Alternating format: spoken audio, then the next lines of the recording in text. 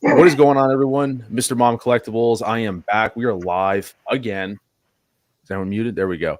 I'll get that intro down eventually, but we are live. Am I muted? Who's got me muted there? Me? No. No, nobody's got you muted. No, you're That's weird. sounding good, man. Am I good? I hear echo, feedback. I hear feedback, but anyway, yeah, I hear some echo on my part. I hear a bit of static on your part. Like I keep hearing it in my left ear. You hear me now? I've always heard you. Yep. No, still hearing that static.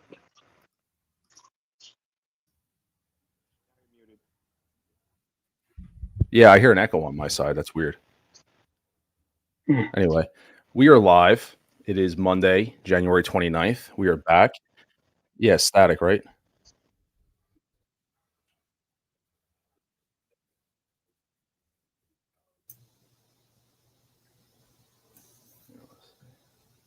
Hang on one second, guys.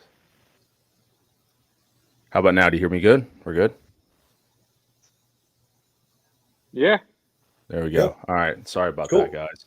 We'll start that over again. So we are live. It's Monday, January 29th. And this is a show we are very excited about. We have a special guest here, and we go around the horn. So we got the crew together. Like I said, I hope everyone's doing well. This is something that Sean and had planned. I think we announced it last week. We were going to be doing the stream and have a special guest on. So we're finally excited to have this. And I'm going to go around the horn. First, we got C&B up there. He's just here to play pool, man. How are you doing so far? Good. How's everybody? Thank you for having me. There we go. Going on, chat. Yeah, I'm glad you're here. We're going to have some fun. And Sean, the Hatealorian, 4 for 4, showing up again, bringing the hate, bringing the knowledge, as always. I hope you're doing great, my friend. Do my best. And now our guest of honor, we're actually going to pull him up on the full screen. We're going to go solo layout on this. And we have Felipe or Phil from Phil's Customs. He is the guest of honor tonight, and I wanted to pull him up on full screen so you can just kind of see what's going on, because we were backstage. We were a few minutes late, so I do apologize about that, but we were just kind of, we had some tech issues getting everything set up, and then finally this screen just pulls up, and Phil's just like, "Whoa, here we go!" And exactly, Thierry is the first one. He goes, "Wow, it's one impressive room." So that's how I felt. So we just pulled that right up, and we were just kind of amazed of all the stuff, and we started talking about everything that's behind him. So I kind of was like, "Well, let's save it for the live stream, because we got a lot of questions to dive into." So I hope everyone's doing great. I know there's gonna be people trickling in as we go, but I just wanted to kind of start this whole thing off, and then I'm going to turn it over to Sean. So the way this is going to happen, I'm going to learn everything about Phil as we're going on. Like, I know of his stuff, and I'm going to show you guys how I discovered Phil, and maybe a lot of you guys discovered Phil. You may not even realize it. I'm going to play a little video, and maybe you guys will understand. And then from there, I'm going to turn it over to Sean, because Sean has more experience. He owns his products. And so he's going to be kind of driving the conversation a little more while I hang back with C&B. We'll chime in where we can. We'll interact with the live chat. And those in the live chat, if you guys do have questions for Phil, what I'll do is I'll actually I'll pin them to the top. And towards the end, we'll do a little kind of run back some questions. No super chats needed. We'll answer as many questions as we can, so you don't need to super chat them. It's a little joke there. And at the end, we're going to do some inart Joker talk. Definitely got to talk about the Joker. I kind of mentioned it to Phil last night if he got wind of it, and he said absolutely. So I always want to be able to pick the brain of someone I've never met before and get their thoughts on stuff that's going on. So at the end, we'll conclude and have an open inart Joker discussion. So I want to get started first, guys, with this little video here. And Phil, can you see this video by chance? Yes. All right, so this was a video, if anyone knows, this is a famous video. It's from Denobi, so you can't get away from him. And Denobi was doing a video about the 89 Batmobile. And in doing so, he actually drove to Sean's house, Hatealorian, to see the Batmobile, because he doesn't own it and he wanted to buy it. And so he was doing this little, I'll play this video, doing this little collection tours of Sean's setup here. And he's going through the video, the vehicles. We saw this. This is the Jazz Inc. cockpit. This is the Justice Mobile. So he's having, fantastic. And then right here, this is when we saw this, the snow speeder. And at first, I thought it was maybe the Jazz Inc. one or something like that.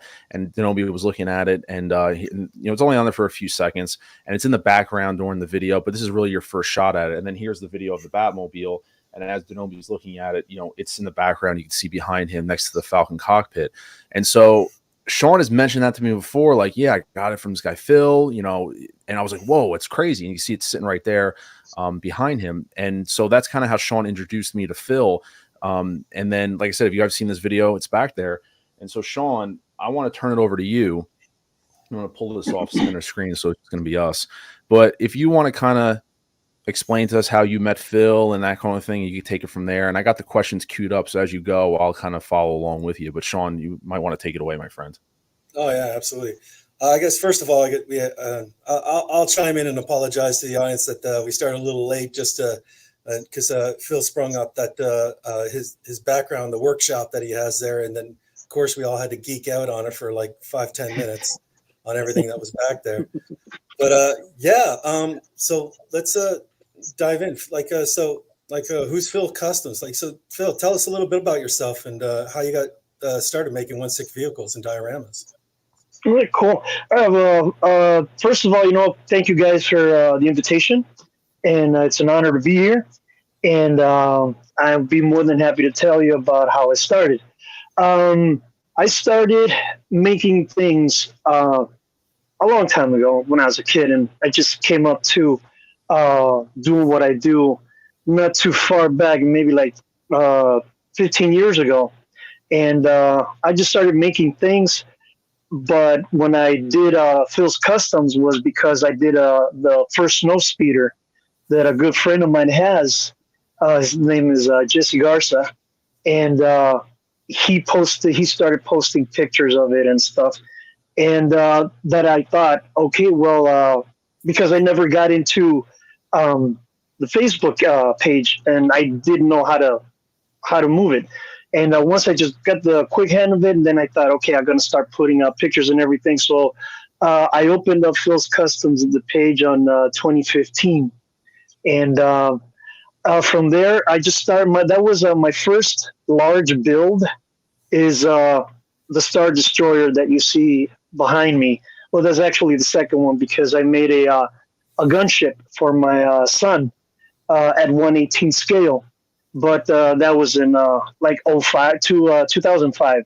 And I waited all this time because I didn't really have the knowledge that I've gained up to today by doing things and seeing videos and picking little things from here and there.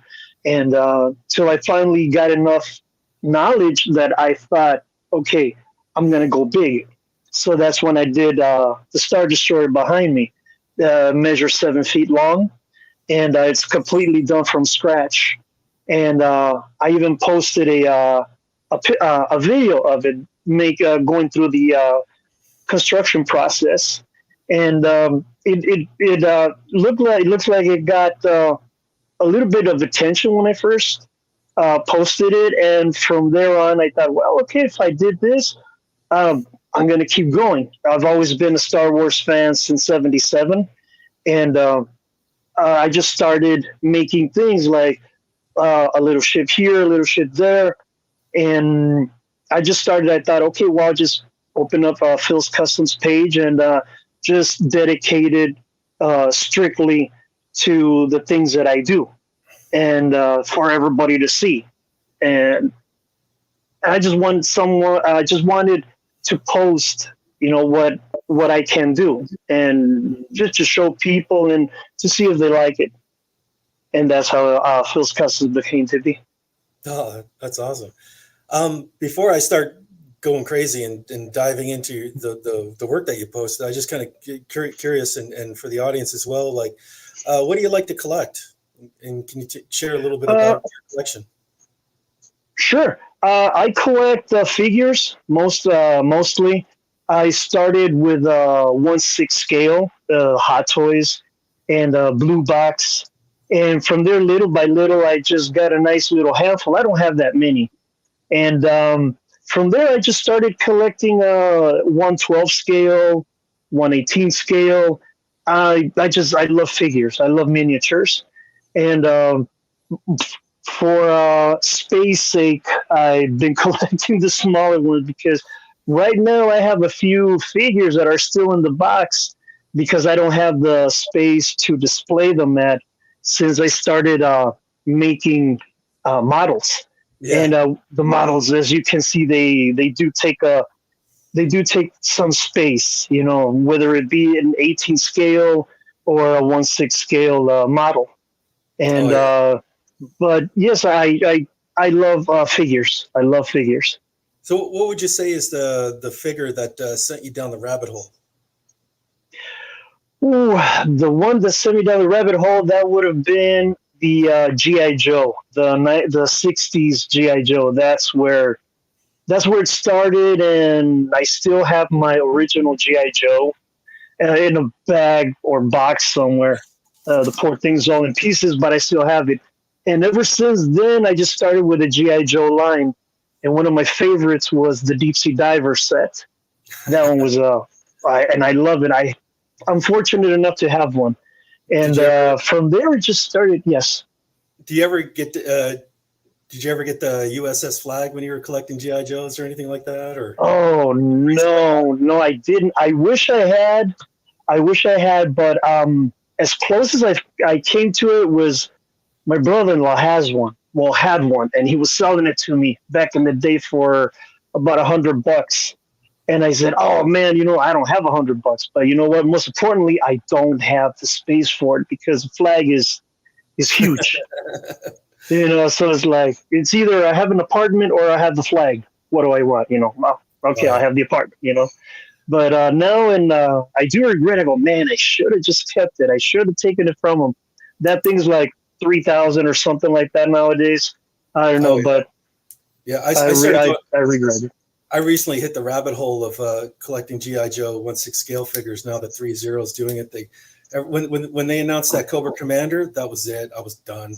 That ruined it for me. Then I had to get Destro. Then I had to get the other ones, and like they're killing me now. So many product lines to collect. It's crazy. Oh But, yeah, there's so many now. Yeah. yeah, but Phil, you first came across my radar when you did the initial run of Snow Speeders, and I managed to get on the second or third run that you did of them. It's still to date one of my showstopper pieces in my collection. Like it's in the center of my collection, and it's awesome. Like and I was actually blown away. Like you actually have it the interior of it LED lit and with the screen in the back and man, I was blown away by how the you even had the fins like the air brakes and stuff working and actually working like pistons, which was insane and like for a scratch build snow speeder. So like what would you say, like just roughly how many have you built to this date? All right. I built up to today, including this one that is in progress, 32.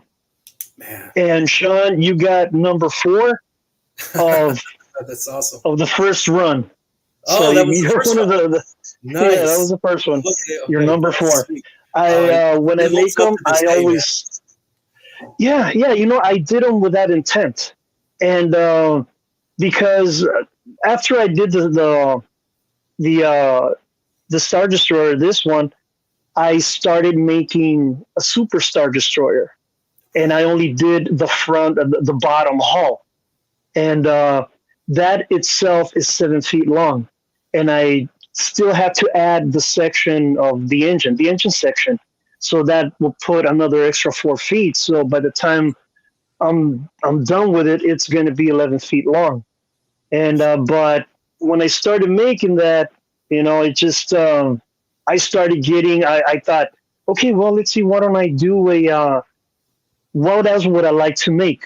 So then I had my GI Joes standing there, you know, just on display, and I'm like, man, it would be cool if I would make a 1/6 scale snow speeder. So then I said, what the heck not? So I just started, and I got the figure. Okay, the figure's this. Put your figures together like that. Okay, that's this much. So then I just started building from the inside out. So like, okay, so that's how I get my measurements and the scale. And that's when I started making that speeder.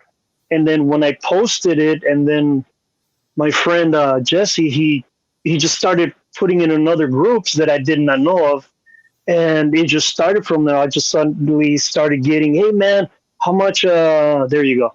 How much are you gonna make a run? Are you gonna make more? And I thought, well, I mean, if there's enough interest, why not? I mean, but this is how I make them, and I make them as if they were for me. I would, I just like, I pour all my heart and soul into every build that I do.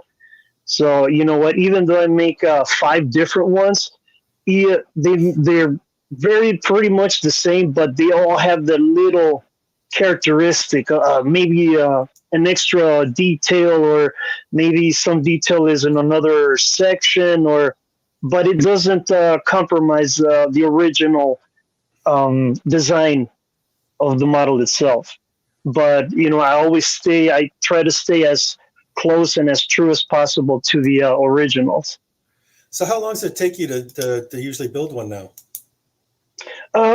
If I'm going to do just one, okay, now mind you, I have a day job. I don't do this. I don't live off of this. So I just do this on the weekends, or maybe like every other night after I get home. It takes me, if one, just like that, if I concentrate on one, it takes me 4.5 months to make one. But and if you're going to do like sometimes 6 or 10, okay, now we're talking about maybe about 9 months, 10 months. Like in that picture, sometimes I've bitten off more than I could chew. Those 10 speeders actually, it took me a year to make 10 speeders, because every speeder has over 1,200 individual hand-cut pieces, and they're all from scratch, from foam board to poster board, to even when I'm done with the basic construction, I cover it with a styrene plastic. So at the end, when it's painted and weathered, it has a nice, smooth, professional looking finish, and it's very durable as well. Yeah, and that's one of the. I'm glad you brought that up. One of the things I love about the speeder is how light it is. Like usually when you get these custom pieces, like they're done in like a resin or 3D printed and everything. And one of the things I love about your snow speeder is just how light it is. And my God, you can easily hang it from the ceiling. You can do all sorts of different poses to it. Sorry about that. It's a next level kind of like piece, especially when it's that big. I can't believe and it's also incredibly sturdy in how you construct it. Because I mean, mine got beat around a couple of times and it still holds up perfectly. And one of the cool things I have to thank you and appreciate is like how meticulous you were on packaging it when you shipped it. It came perfect, no issues, and the box got a little beat up by you or by the carrier, but still, I mean, it came out perfect.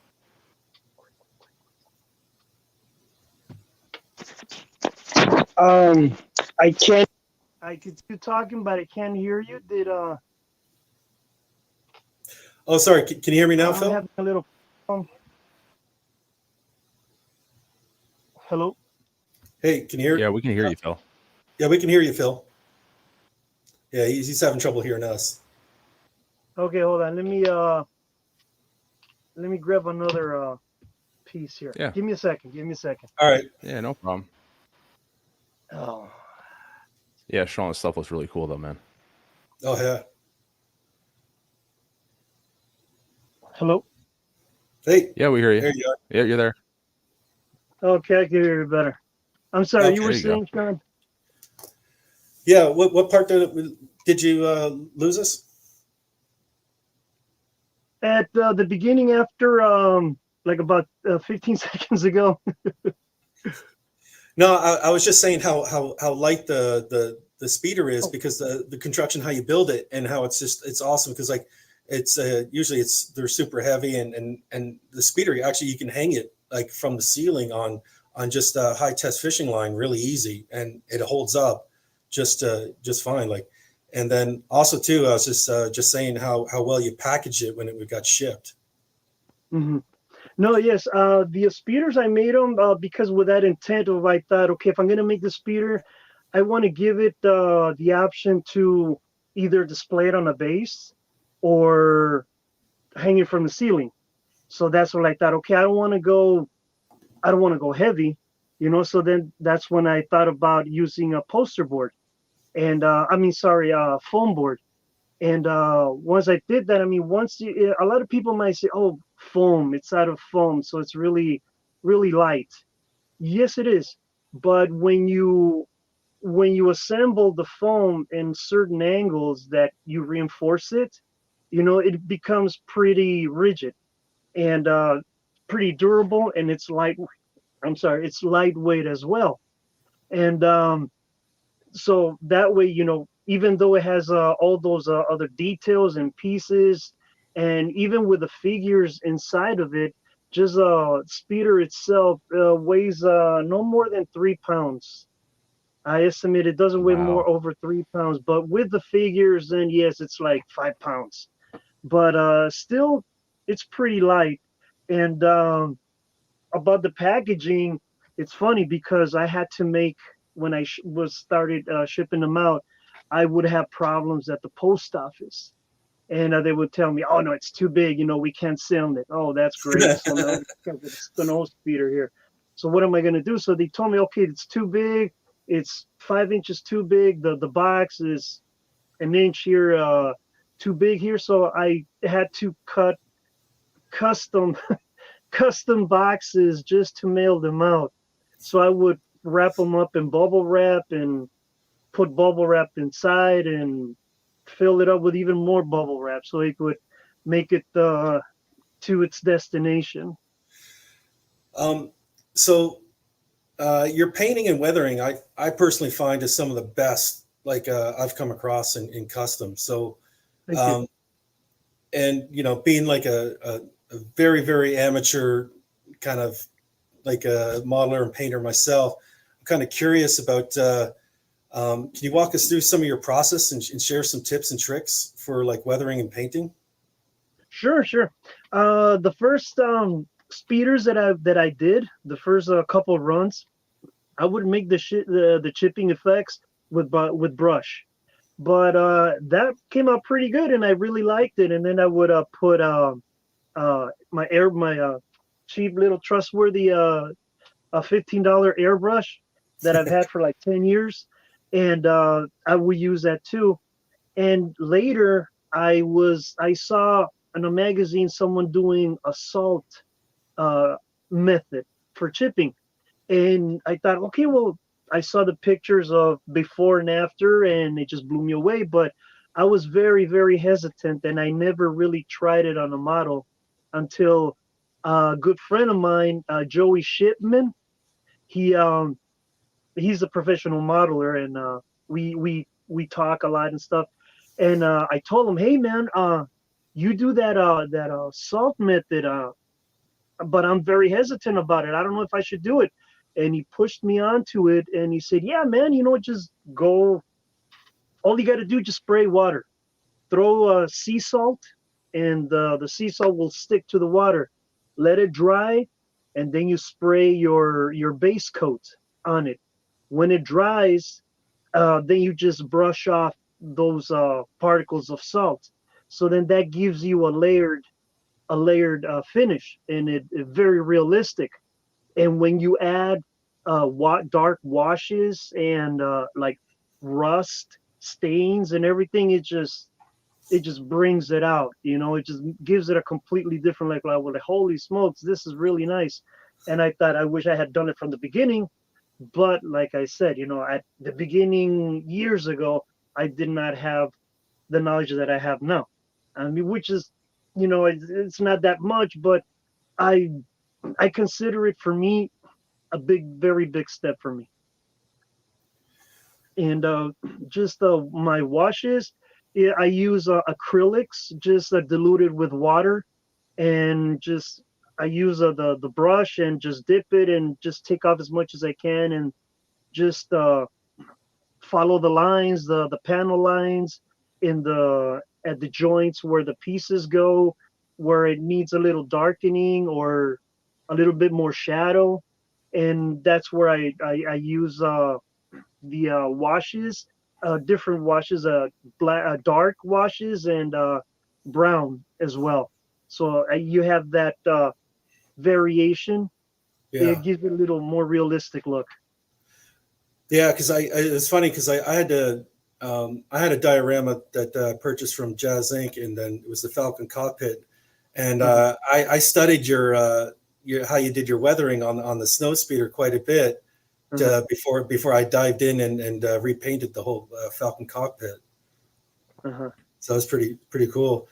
So I'm dying to know more about your 1/6 scale X-wing that you're currently making. Like, you know, and I've been eyeing it. It's right on your left side there. It's just I've been jumping to get at that. So can you walk us through your design process and on it and how's the build going on it? Sure. On that one right there is what was it, like about 6-7 years ago? I started making a small one first because I just wanted, because it's a very big build. It's bigger, as you can see. It's bigger than snow speeder. So Sean, you having the snow speeder there, you know that if it's that, you compare it with a figure, you know that it's pretty big, Yeah, even though it's a one-seater. And how I did it at first, I made a 1/12 scale one, which is this one right here that I have, and it's almost finished. But how I went, this one right here, and how I went about it was, again, I just grabbed the figure, sat it down, and just started building around it. And then once I have the cockpit done, then I just start building everything around it. And I also did it also with foam boards. And after that, just put a plastic on it so it won't just look like foam board. You know, like I said, other people think foam board, like, oh my god, it's gonna look cheap. So with the plastic, you know, it gives it a completely different look, a more professional finish. And of course, you know, right now the way it looks, you know, it doesn't look like much, but in my head, you know, I'm already seeing it. You know how it's gonna you have the look. finished product already designed in your head. Yeah, it's just a matter of the time to get there. Yeah, I mean, I think the audience can already see, like, from the finished products that you did with the snow speeders, exactly what you're going to do to this X-wing. Yes. So sorry. So this is is this the Dagobah version with the wings, or is it you got? I see right there, right beside you, actually got the wings open on that one. That one right there, the 1/6 scale one, that's for a diorama, and is going to a friend of mine, Star Killer 77. Oh, And no way! Oh, nice. yeah, and he asked me, hey Phil, you know what? I would like to have an X-wing. Can you make one? And I said, all right. Well, you know what, dude? Yeah, I'll make one. I have 3 fuselages that I just first started making them. Once I made this one, and I thought, okay, it looks like it's gonna work out. So when I started making one, I thought, well, okay, if I'm making one piece, why don't I just do 3? You know, so I started, and they were there for a couple years, just sitting there while I was trying to figure out other things. And then that's when he asked me, hey man, I want one for a diorama, for a Dagobah one with the wings closed. Can you do this for me? I go, well, sure, yeah, man, why not? You know, I wasn't doing anything at that time, so I was just taking a little break because it kind of wears me down a little bit, but I love it, you know. And so I started making that one, and I used a Bandai model. I used the Dagobah, the Power of the Force model. I used that last big one that came out, that with the wings closed too, as reference, and that's what I've been basing myself on. And right there in that picture, it's on the building process. The landing gear is just it was just a quickie, just to raise it up so to see how it would look. And after that, I made the engines and the exhausts. But once I put the exhausts, it just looks even bigger. They're Oh uh, yeah. yeah. And right now, I just finished. Matter of fact, last night I finished the cannons, and it was like 3 o'clock in the morning, and I'm going outside where it's cold right now and spraying the with primer because I finished the some details on him, and I thought, okay, if I finish them now, I don't have to do them tomorrow, so that I can move on. So when I did them and I primered them, is this is one Let Oh me of bring the you. Let me bring four. you up. And when you're So holding it, it just like you don't think it's that big, but Oh man, wow! Oh it's my just like god! yeah, Oh my so god! this is one of three or four. So yeah, so it's I pretty like. big, and I like how the details came out. And when I saw this, and my wife or high commanders have always been calling her since the beginning of Phil's Customs. I told her, you know what? The way I see it right now, she just loved the way it looks right now. She goes, "Oh my God, it looks like it's printed." I go, "Yeah, but it's not because I don't know anything about 3D printing." And so I'm old school. yeah, I am ILM old school, you could say, and I love it. And I try to do as best I can, but the way that it came out, I mean, I saw it, and that's why I couldn't wait to primer it. And I thought in my head, man, it just looks like this. Once I'm done with it, with the painting and the weathering, uh, I want it to look like something like from the movie. So I'm like, hey, man, yeah, that looks just like it, or hey, it may not be 100% up, but it won't make anybody turn their head like, hey, what's that? And someone who knows about X-wings, and yes, they're gonna nitpick at it and stuff, but you know what? It's there. It's not in a little box or anything. You can actually see it and take pictures of it if you like. And but I really like the way that I made all the how it's looking right now. And yeah. right now they're just all just drying. I left them; they're all just drying, and I can't wait to move on to more to do more work on it. I think since I've known you, I might have bugged you once or twice, and and maybe 10 times about an X-wing. So I guess I have to have Star Killer cred to convince you to do a run of these, or what? Like, do you think you're going to do a run of them?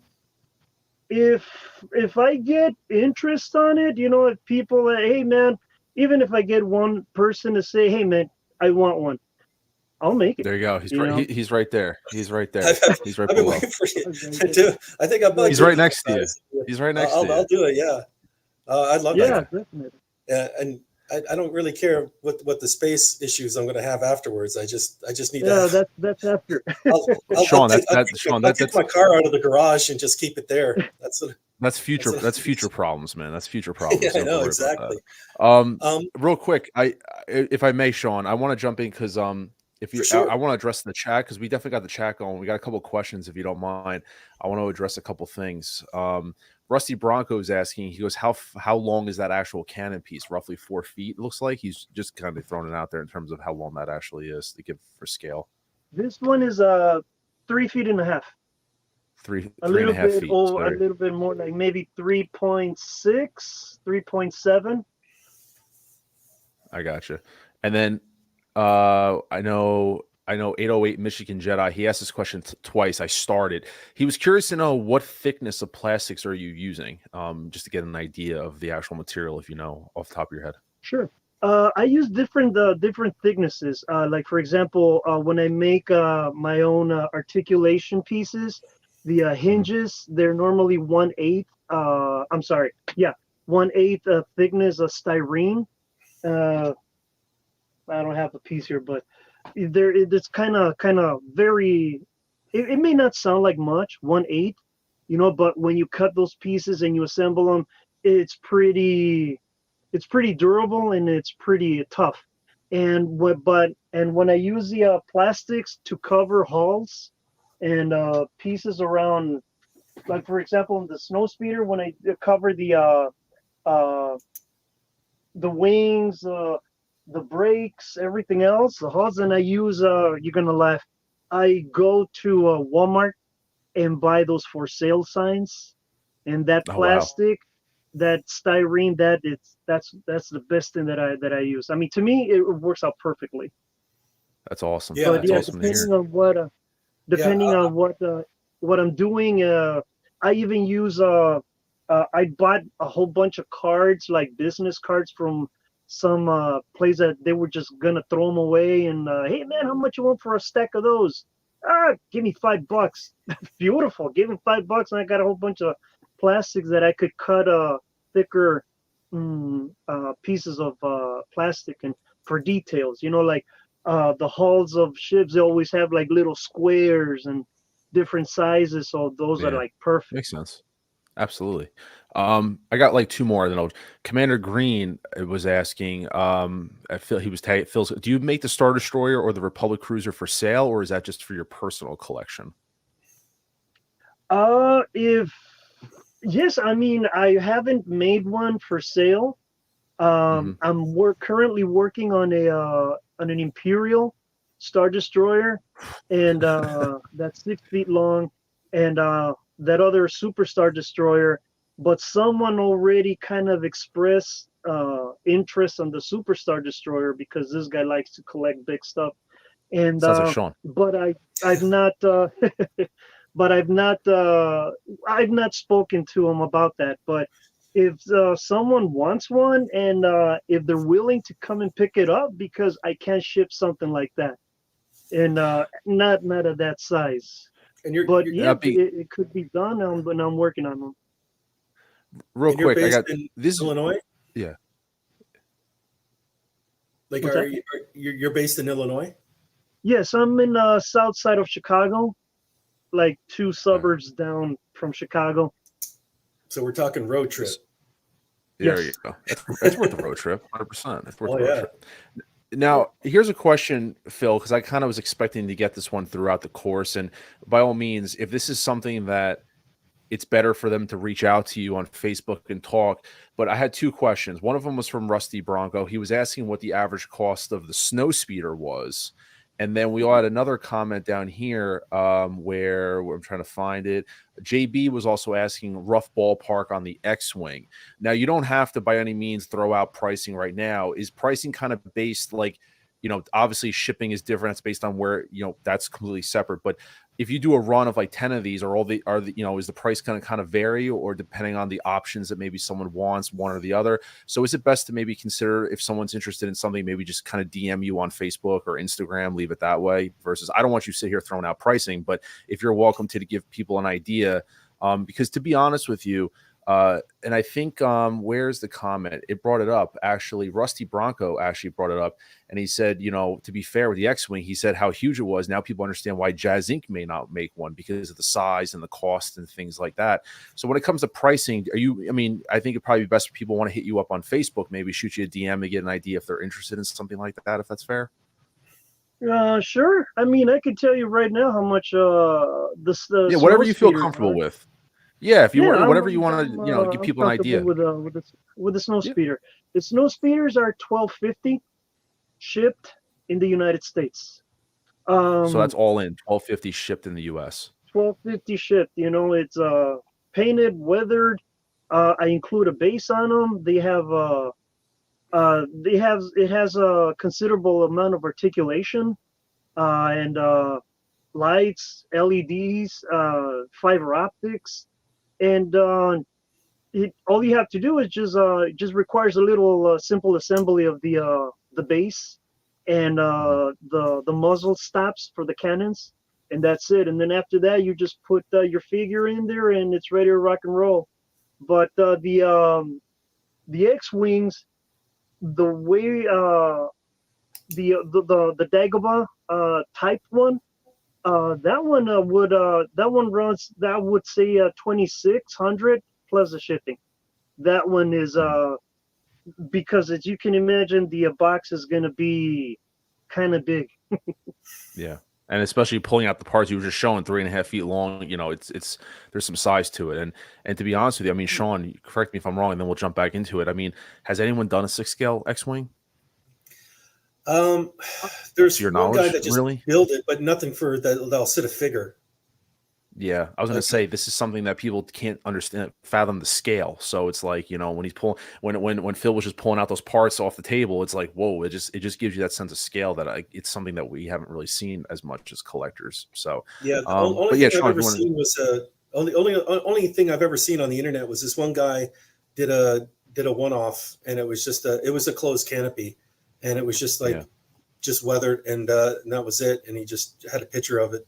I think it was for his personal collection, but Mhm. nobody's ever done one with interior and the whole the whole kit and caboodle, you know, like to the yeah. Yeah. snow speeder kind of a quality. And I got one more question and turn it back over to Sean. It might segue into something, but J. Rob was actually asking, would you ever consider doing the Batman v Superman bat plane? If you ever seen That that thing. from BVS, the Ben Affleck bat plane that he Yeah. uses. You might need to look at the photos for it, but that might segue into what we might talk about in a few moments, Rob. So we might hang tight on that one. But Sean, if you want to get back into your couple of questions you have. Yeah, I mean, there was a few people in the chat that mentioned this, but yeah, we need to talk about your ships that you build, the Star Destroyers, Super Star Destroyers, the Venter class ship that you have there behind you that you've made. Um,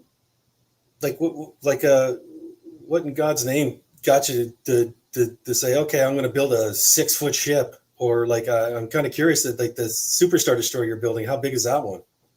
Well, this one right here, the Avenator, I fell in love with it when episode 3 came out.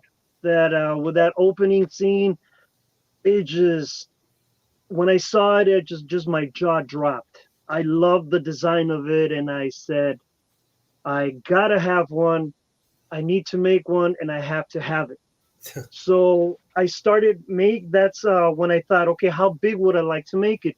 I've always wanted to have a 6-foot Battlestar Galactica since I was a kid, and but that's when I thought, okay, well, a 6-foot Venator, that would be cool.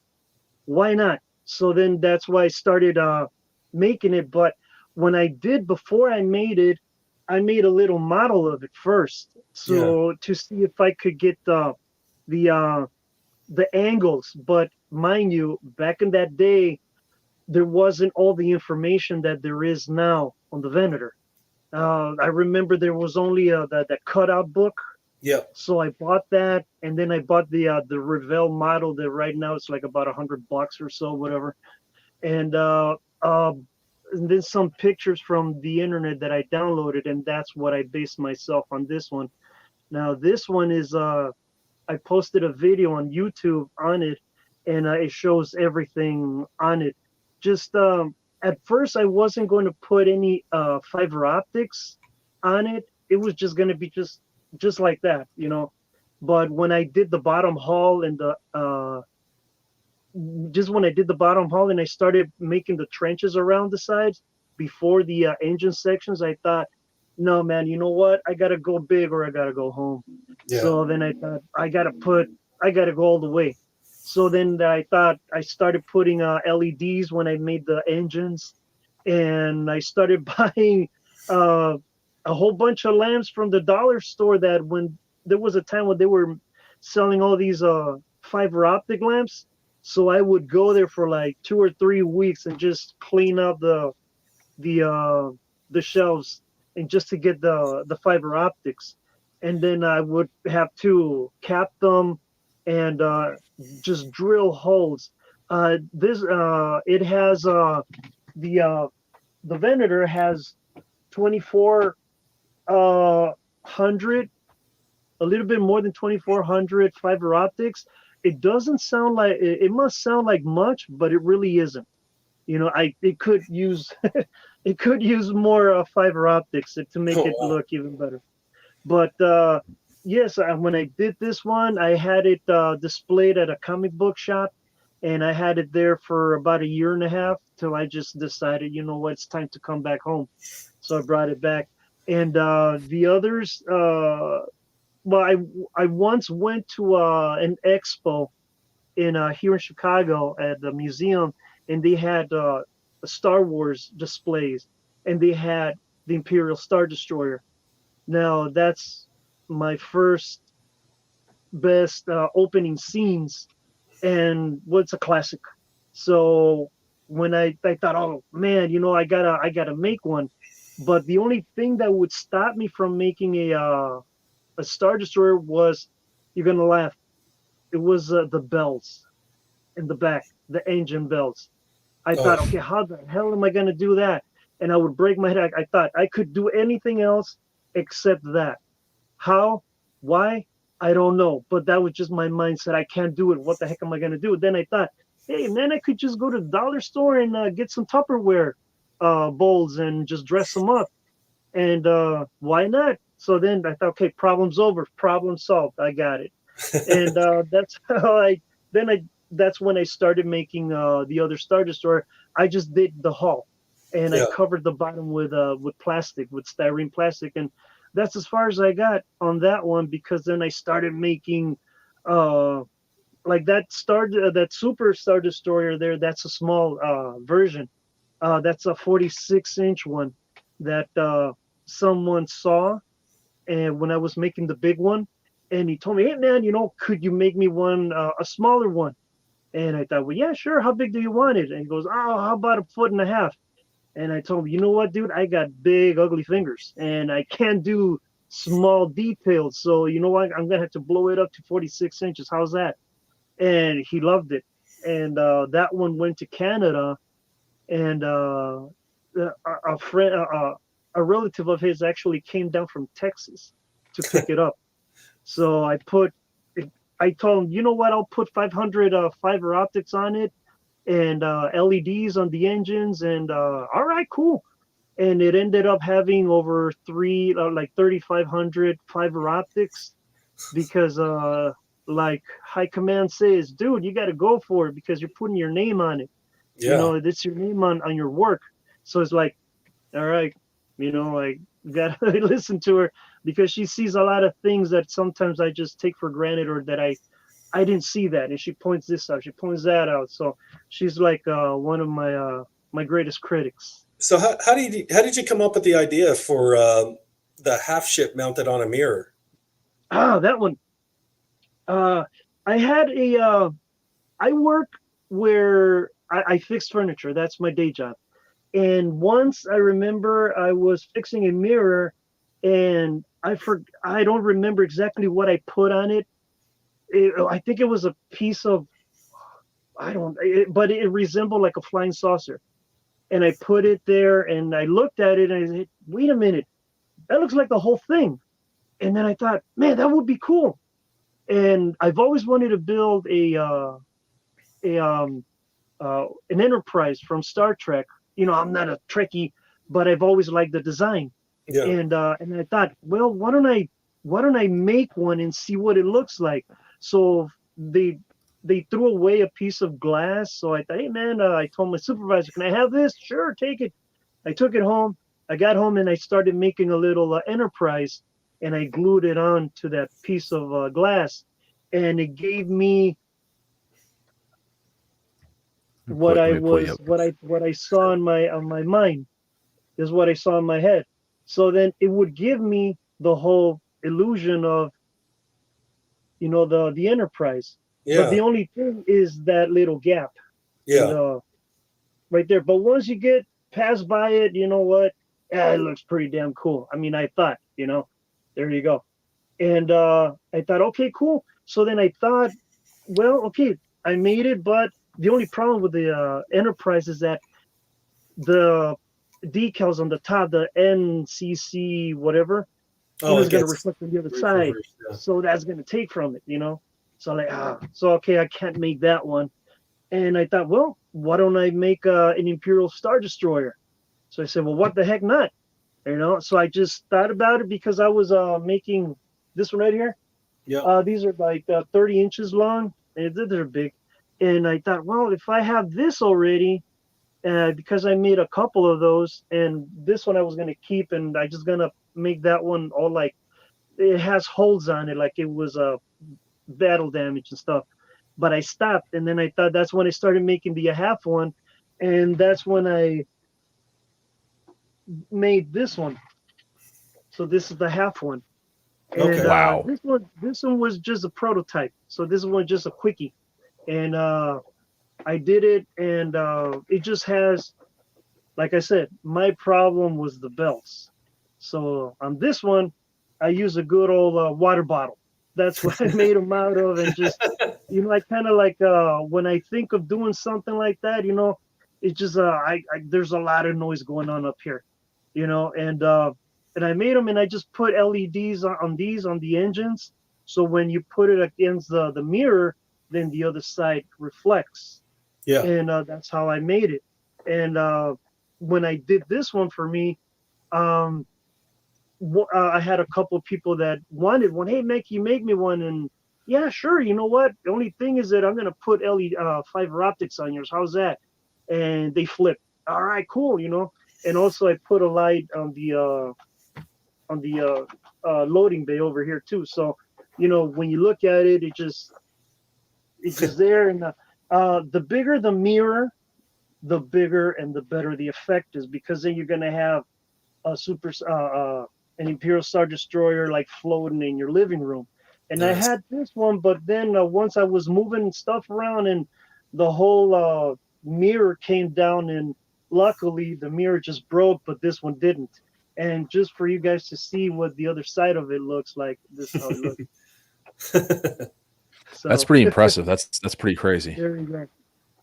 So I've seen you post some pictures of some 1/6 scale AT-AT feet and legs, and not gonna lie, I trolled pretty deep through your Facebook posts there, and I also spied some initial workings of a 1/6 scale AT-AT head. So is High Command getting you to build a full scale 1/6 scale AT-AT? She doesn't want me to because of the space. She goes because she tells me either I have my car in the garage or an AT-AT. So I want my car in there. So okay, I'll just Especially can I just build? winners. Yeah. So can I just build a foot just for picture purposes? She goes, go ahead. All right, cool. So I just started making the foot right there, and I just been wanting to. I've been waiting for a good day of snow over here in the Midwest. But it's been very freaking cold, and I just want to stay where it's warm. And so much that I forgot about taking pictures of that. But I don't have a speeder right now in hand that can go with it. But I thought if I finish this one, then I could just, and if it's still snowing or there's some snow left in the outside, I'll take the pictures. And one person pointed it out. Hey man, that foot's kind of small. I said, yeah, it looks like kind of small, but you know what? I've been looking at the photos and stills from the movie, and according to what I see there, this is what it gives me. Yeah. Which is still pretty big, but some other people they want it even bigger. So like, yeah, sure, why the heck not? But that's what I did. And that's how it looked, and I painted it, I weathered it, and everything. And So I'm sorry. That's Snow Speeder. That's the scale one that you made like for Hadalorian. That's Snow Speeder right there. Yes, that's correct. And they think that foot's small. That thing looks huge. I think that's pretty damn accurate. I got criticized pretty for big to that a me. lot. Just like I got criticized, there's a good thing that you brought that up. I made the Han Solo from the movie, those patrol bikes, the ones that you can see for like 3 seconds and then it blows up, and then everybody loved it. And I made one, and I told him, you know what, this is what I made. And then right away, hey man, are you gonna make some more? If you do, let me know how much are they and everything. Yeah, sure. You know what? Yeah, I'll make them. Look, this is what I offer. I don't like to tell people just like, yeah, I'll do it. first I have to see what it is, and then in my head it just starts automatically building it or um engineering it from the reverse engineering and whatever. Once I see it in my head that okay, I could do it like this, like that, and this is how it's going to look. Okay, then I say, yeah, okay, I'll do it. Because I don't like to tell someone, yes, I'll do it for you without even knowing what it's going to look like. Yeah, I've Like noticed that when you start doing some builds, you usually do like a small version of it just to get the shape out. Like I've seen you done that with the Razor Crest. I've seen you done that with some of the alien stuff and that you've built and other figures. Yeah, that's yes, yeah, that's pretty cool. yeah, thanks. Yeah, first I want to do it like that because I don't want to. Uh, I did that a lot because at the time I didn't, like I said, I didn't feel that I had that much knowledge of materials and ways of doing things. But what I've learned to today, I'm not gonna say that. Oh, I've learned a lot. Well, I've learned a lot compared to what I didn't know back in the day, and I feel confident enough to do whatever someone whatever gets thrown at me. I'm like, yeah, okay, you know what? Hold on, but a smart man knows what he doesn't. So I know my limits as well. So like, okay, yeah, I could do that. Like, oh, that no, man, I can't. I'm sorry, because I don't want to steer anybody wrong. I'll be straight out with you, and I'll be true, and I'm not gonna lie. I'm not gonna, take people's money, run away with it. Like unfortunately, there've been some friends that have done that, and oh man, they've fallen out. You know, they uh, they fallen off the wagon on that one, and it's very unfortunate that some of them have done that. But that's one of the things that I would never do, Yeah, because I would like anybody doing that to me, because the way I see it, karma,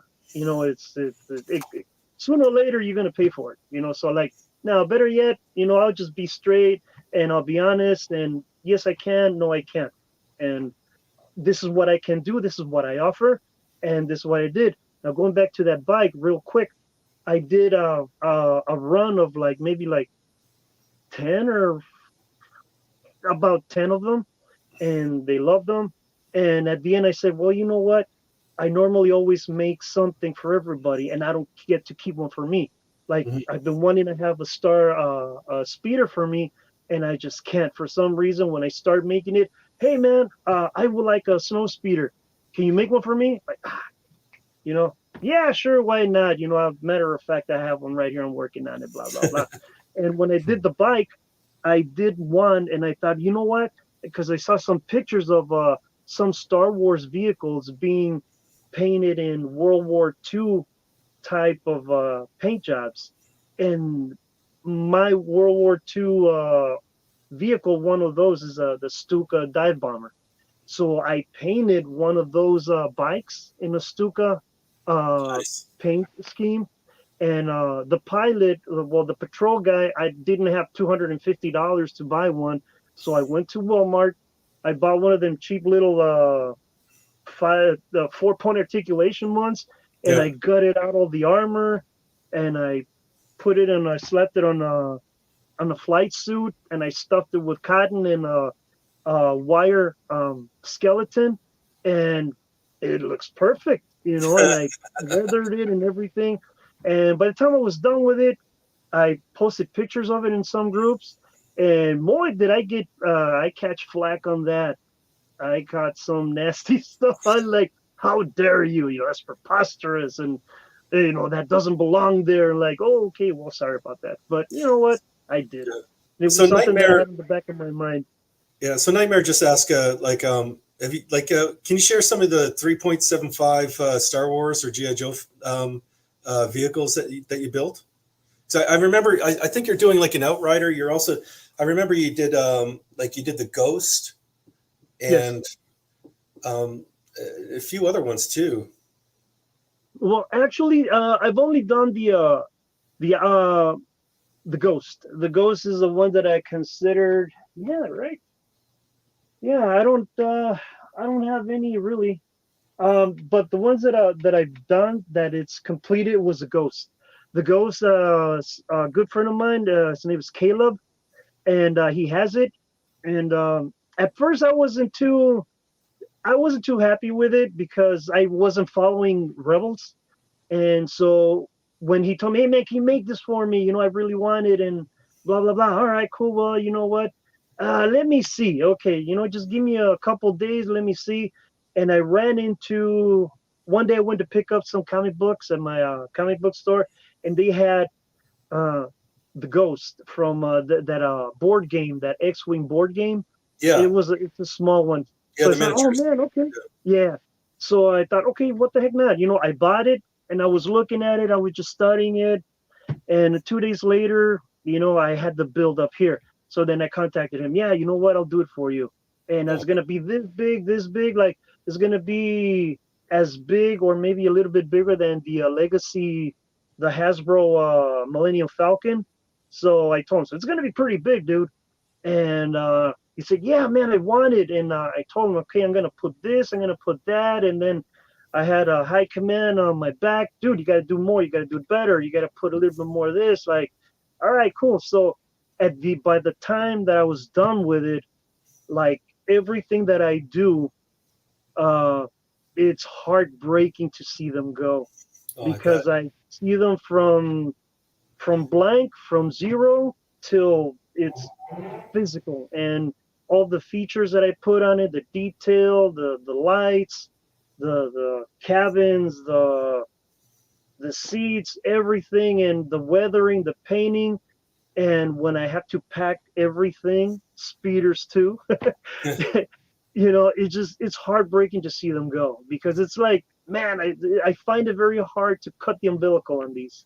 Oh, I bet. You know. So But I kind of want. yeah, on the that's the Ghost, and the other one that I'm currently doing right now is the Outrider, Yeah, and I've Nice. done the bottom hull of it. It's done.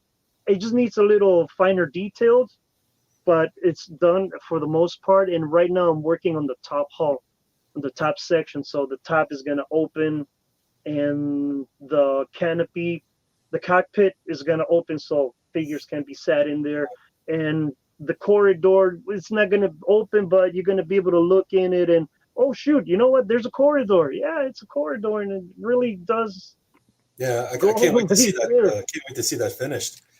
Um, Yeah, yeah, real fast, I'm uh, real fast. yeah. I just want to, if you don't mind, I just want to jump in and acknowledge a couple of comments because we got some people coming in that just kind of catching up to speed. And like I said, we're talking here with Phil's Customs, who's doing some incredible stuff. Great conversation. I'm sitting back, haven't really spoken much because I'm just here absorbing. Like I'm sitting here just listening, which is unbelievable. Listening to these stories about this stuff. Just want to jump in. Star Crash 1138 says your stuff looks incredible. Like I said, Big Dog Thank you. Hot Toys Nightmares in the house, giving us a woo, acknowledging Big Dog Pound 1. And Commander Green says people like to gatekeep way too much when you're talking about, you know, people giving you some flack online, which, yeah, it's, you know, when you put your stuff online, you know, the big thing is putting yourself out there and you're going to get the positive and you're going to get the negative, but it is what it is. Fab's in the house saying, good evening, guys. Hit that like button. Thank you so much. I appreciate it, man. Hope you're doing well. And then, like I said, we got people trickling in. I know that I've been kind of listening to Phil a lot, so I know I see the comments trickling in, so I'm hitting on people as we can. But Sean, back to what we I'm hoping that I think I know where you're going next because I keep Yeah, yeah. crossing through. I keep browsing his photos on Facebook, and there's one photo that I have queued up ready to go, and I kind All of right. hope that you're going to go So there. we're gonna, So yeah, I'm gonna switch gears here a little bit. Let's talk some Batman. So, there we like, go. all right, what made you decide? Yeah, you know what? I want to build an '89 Batwing. Yeah, there you go. Yeah, you know what? Like 5 years ago, I started building the 1/6 one, but I stopped like everything else. You know, there's a picture flying around there that I have like about 10 projects that are all in blank. And for the same reason, when I start building something, like halfway there, my mind just takes a completely different direction and says, hey, what about if we make this? So then I kind of listen to it and yeah, you know what? Why not? So then I push that one away and I start working on something else. And it just goes like that, like a ladder effect. But when I did the Bad Wing, I wanted it. But one thing that was stopping me from it was the canopy. The And I glass thought, canopy. where am I gonna make a canopy at that size? So like, oh man, I don't know. And that's one of the reasons why I stopped with the 1/6. So then I stopped it, and then later I learned how to do canopies like that with a heat gun, and I thought, okay, well, looks like the problem is solved. But you know what? Oh, wow. And then that's when I started. I saw a group that they would do foam carving, and I thought, oh man, if I can do the body just like a one-piece body out of foam, that would be great because it has a lot of shapes and uh, curves. The body itself, the hull. So I gave it a shot. I glued a few of those pink insulation foam boards, and I started cutting, and I got pretty close to it, and I just painted it with acrylics and resin glue for a finish, so it wouldn't look like you could just poke at it. No, so uh, it's pretty resistant, so it's pretty hard, you know. And when I did it like that, so then I had the canopy. I had to make the piece on it, and I made a mold. So then I went through like 4 Coke bottles to finally get the canopy done. But I did it, so I was very proud of myself. I thought, man, I think that my brother would have been proud of me. Yeah, But I doing was just, this, and they were just look. I've been a fan of Star Wars since '77 for the beginning. That was my first love. But my second love like that is Batman. So anything that has to do with the Keaton Batman, that I want it. I want it, And when I did that Batwing, it has the cockpit lights up. It has fiber optics. It has LEDs on the wings, on the bottom, and there you go. And the Batman, well, it doesn't show any harnesses in the movie, but I thought I just wanted a little realistic, so it adds even a touch more of detail, of realism. And I did the wheels on it, the landing gear. The landing gear is removable, so it's optional. So it's either uh, the the the the gear it could be displayed like on the ground, or it can be displayed on a base as flying. And it also has a Gatling gun. I try to get as close to it as possible. And I've had a few people look at it, and they want it, but like, oh man, wait a minute, man, this is the prototype, man. I it's hard to let go of prototypes. I've let go a few of those, and it So, hurt. so have you only made one Batwing? So you just have the one prototype for yourself, and that's it? Yes. Okay. But from that one, um, the important thing is that I have it, and I could take measurements out of it and make another one just like it, and in a much faster and less time that it took me to build that one. And now that I've done that, I want to make the 1/6 scale one, my 1/6 scale one, and I want to make 2 versions. I want to make the complete one and the one where it's crashed. And I also Oh. want to do that crashed version in 1/12 scale. And I want to So put like a little smoke unit on it, so it looks like it just crashed and it's broken, it's busted. And I already have the canopy for it.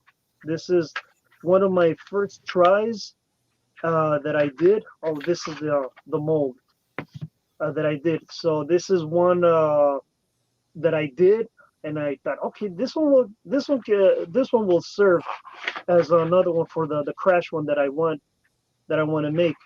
And besides that one, I want to make the '89 Batmobile, and I love the Hot Toys one is awesome, and I've been since it came out in the first issue. I've been wanting one, but I couldn't get it, and I thought, well, you know what? Why don't I give it a shot?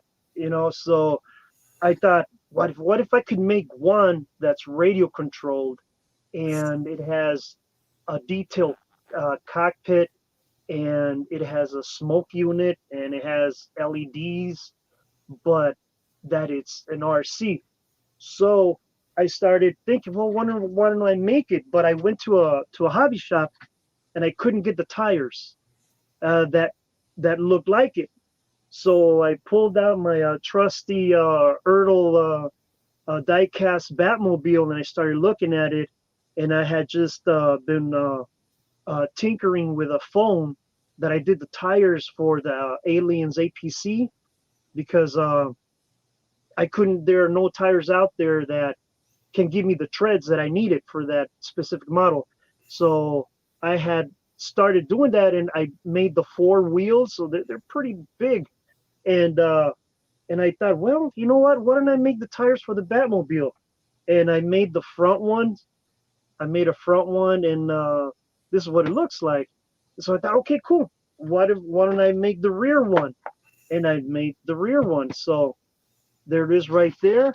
And okay, cool. Now let's do the floors. So I did cut a piece of MDF, and I cut them out, and I did it. And this is what I ended up with till today. But it's Oh been wow.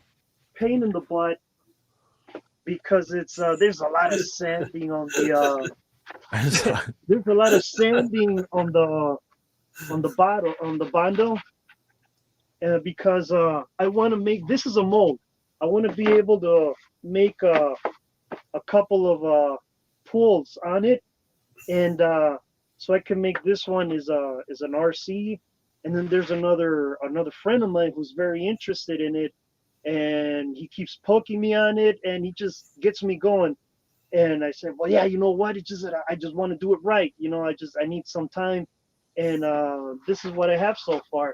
And it's 42 inches long and 17 inches wide, and it's 8 inches tall without the tires. With the tires, and it's like about 9.5, so it's pretty big. And it doesn't look like much right now, but it's getting there. It's getting there. You know, when I have time to do more work on it, you know, it'll it should look better once I'm done with it. All right, what just fell through? What's that? This is, oh, you know what? When I was Just like- thinking about the 1/18 scale, if I was doing something else, I just remember, yes, this is the drop ship.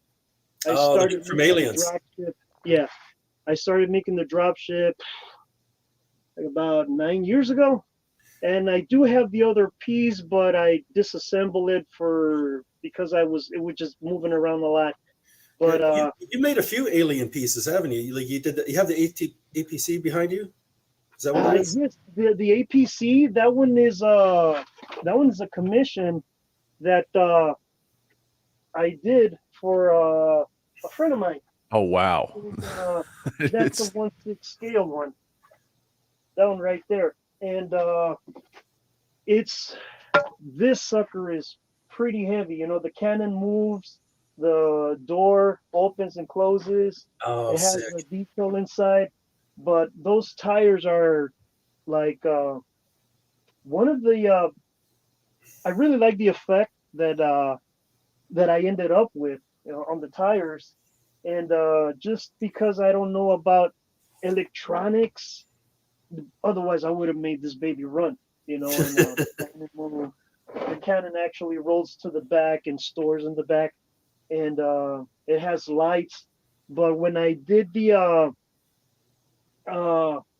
it was I wanted to take pictures of it because, like I said, you know, it's gonna be, I'm gonna have to let it go, you know, and it's gonna hurt. And but before it goes, you know, I wanna do as much as I possibly can on it.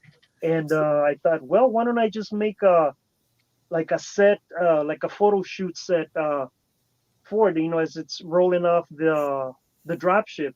So I made the landing gear for a 1/6 scale drop ship, and I just made the bottom hull for it, Mm-hmm. and I just set it all up, and that's when I took pictures of it, and some people say, "Oh man, that's a really nice 1/35 scale model." And no, man, it's a 1/6 scale thing. Yeah. But right after, Oh, sorry. right For after, everybody that's watching, you can go to his Phil's Facebook page, and you'll see the pictures of the drop ship there that he posted. They're pretty phenomenal, and especially the one with the drop. I was drooling on that recently. So Phil, like, is there any new or old franchises that you plan to dive into in the future? well, that's one is Aliens. Definitely Aliens. There you go. Oh, Someone was nice enough to put those soldiers in there. So like, all right, cool, thanks.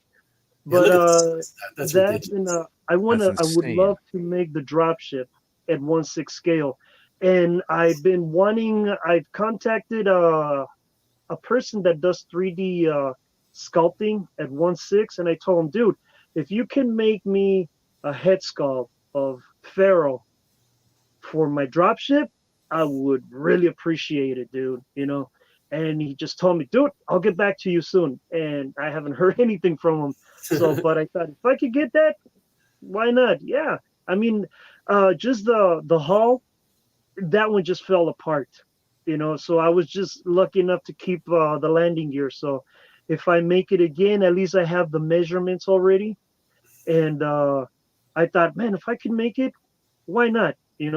All I need is just room.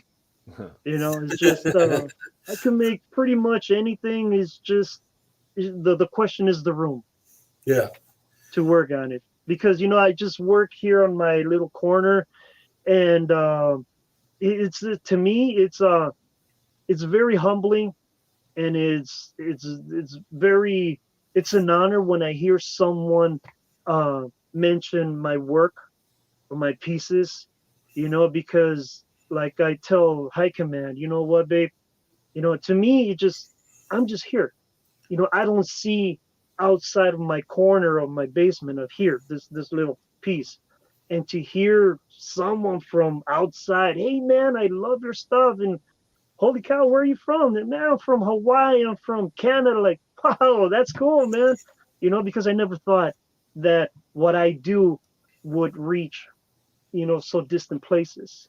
And it's just I'm just very happy and it surprises me, and it's like, wow, okay, I guess I I must be doing something right, so.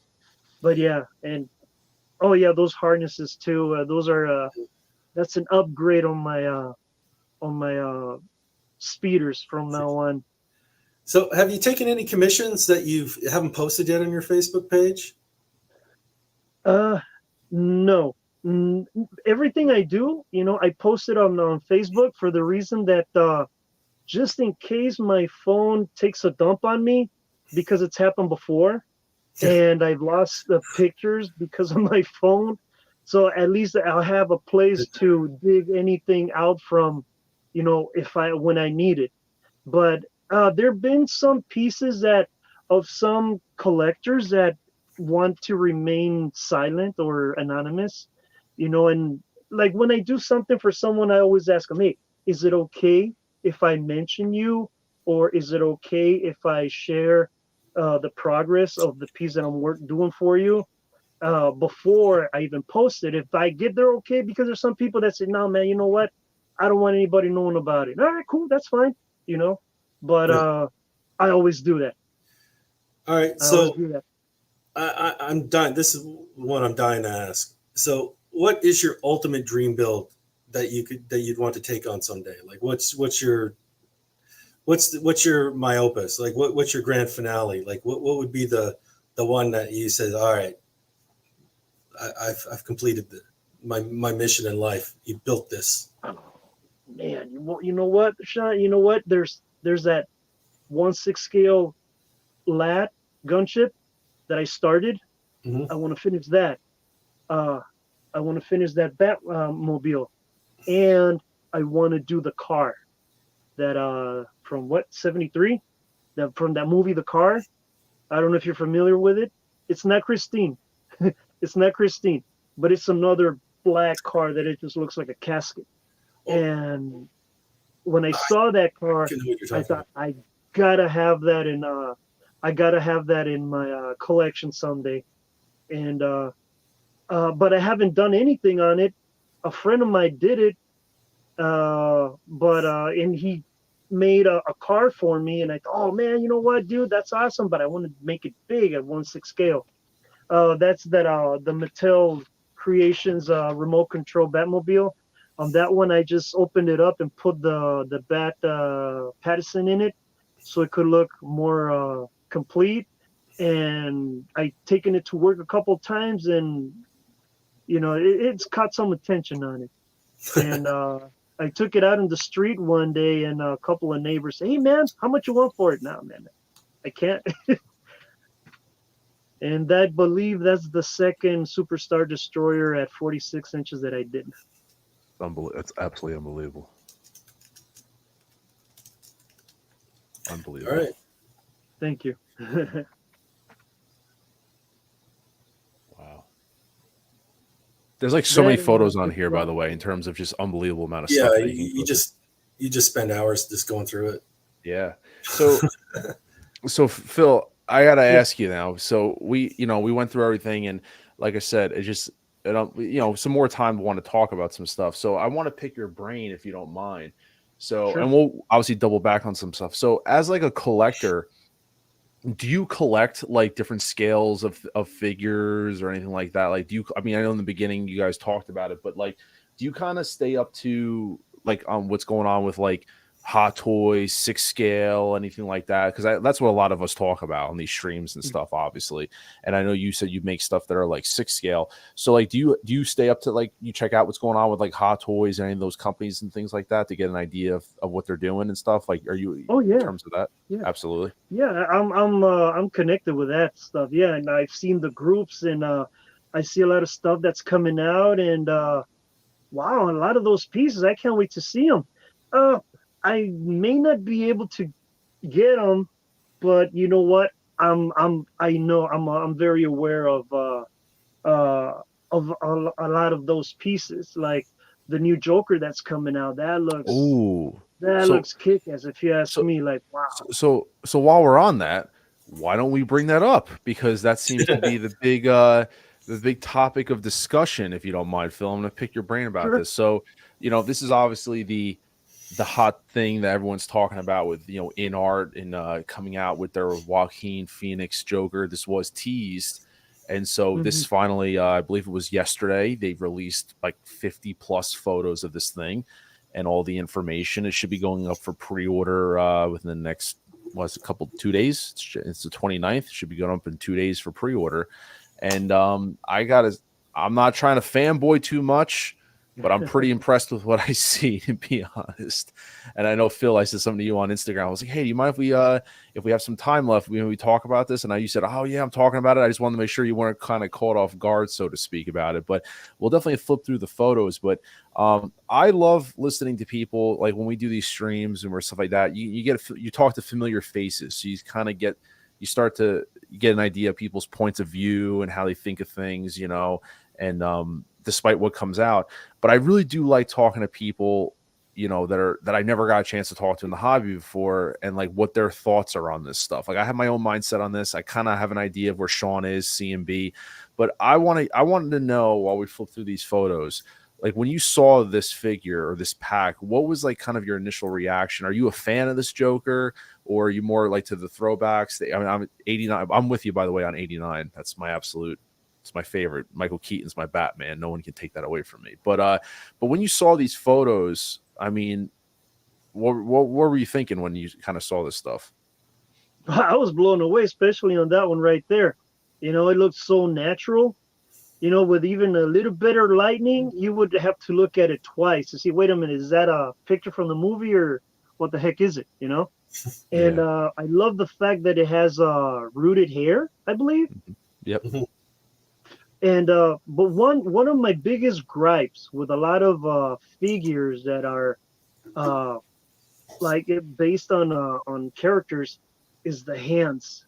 I know that now some third party company, I believe, they're making hands that are smaller than what everything everything that has been we've been having a lot of lately. Their hands are kind of a little too big, Yeah. and I saw a company, I forget what name it is, but the hands were smaller. They're more to scale. Like those right there, they're like really nice. I'm like, holy smokes, those are hands, And like a lot of military figures that are coming out, and just the normal hands, they're just too big. They look like glove, like catching mitts or baseball gloves. Like, holy cow, man, they can't see that. But that's one of my things. And when I see, that's the first thing I see on a figure is the hands. I don't know.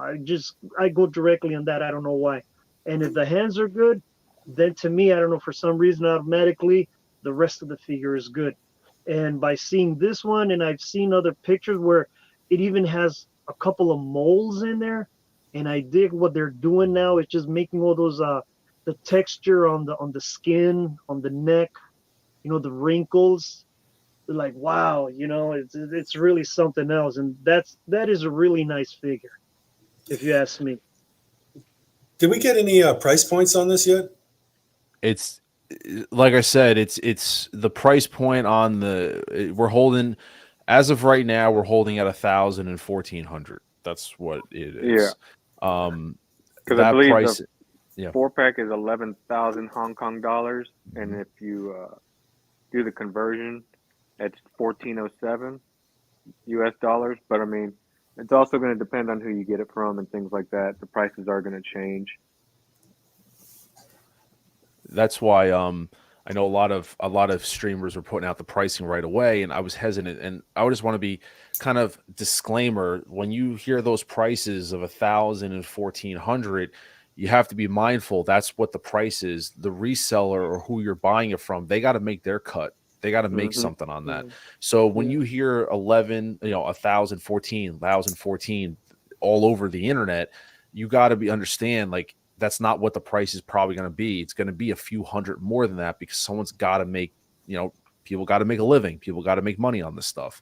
And I know for a fact, speaking to some resellers, inart is a very tight margined product. The price point's so high already that you can't price yourself out. At 1,400, that's already a lot for people. I mean, what are you supposed to do? Add another 500 on top of that and make it a $2,000 figure? I mean, there's got to be a sense of realistic. And then the other thing, for those in the chat watching, and then I'll turn over to get Sean's comments, is also the shipping on this. Not for nothing, I know 1/6 kit is probably going to be one of the more outlets people are going to go from, and he does offer free shipping, but he's going to bundle that into the price also. I mean, he's not going to make his mistake like he did on I think he was kind of kicking himself on that inart Joker 2-pack, the first one, that the shipping on that was a little intense. But just those in the chat, just be mindful. We'll have more information probably on Wednesday when this thing does officially go for pre-order, with many different locations carrying it. It won't just be one. But when you hear that 1,000 and 1,400, that's really, it's not what you're going to buy. I mean, that's what's probably not going to be. You're going to end up paying a little more money than that. So just we actually should be hearing something later tonight, because it is it's 10 a.m. Hong Kong, January 30th. Yes. Right now, so it should be in a couple hours. We'll hear something. Yep. But like you're right.